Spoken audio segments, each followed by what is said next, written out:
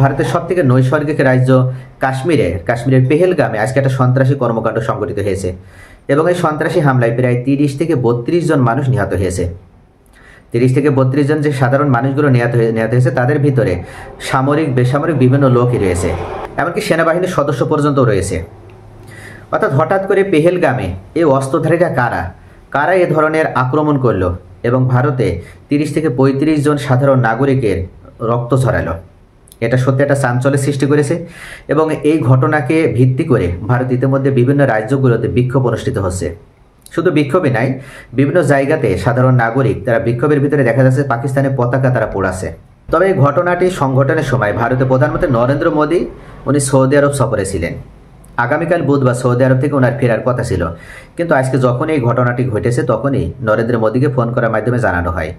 নরেন্দ্র মোদী বিষয়টি জানার সাথে সাথেই উনি স্বদেশে রওনা করেন।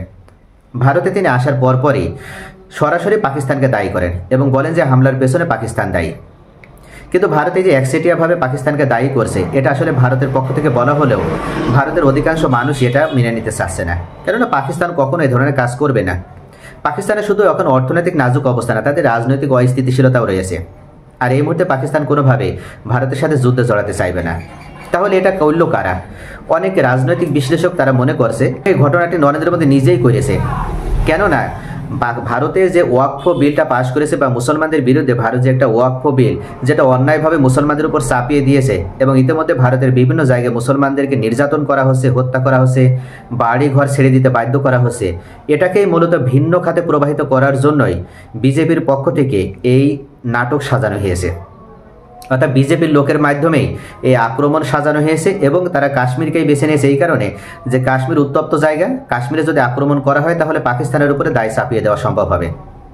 অর্থাৎ বিজেপি যে এই কাজটি করেছে এটা অনেকেই মনে করছে।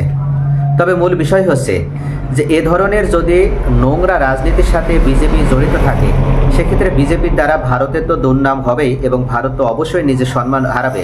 পাশাপাশি ভারতও যদি কোনো ধরনের কোনো অন্যায়মূলক যুদ্ধের সাথে জড়িয়ে পড়ে তাহলে ভারতের জন্য সেটা কল্যাণকর হবে না, কেননা ভারতের অনেক রাজ্যগুলোর ভিতরে অস্থিতিশীলতা রয়েছে, বিশেষ করে 7 সিস্টার্স এবং দক্ষিণে তামিলনাড়ু যে রাজ্যগুলো রয়েছে যে কোনো সময় তারা কিন্তু এই অস্থিতিশীলতার সুযোগ নিয়ে তারা স্বাধীনতা ঘোষণা করে বসবে।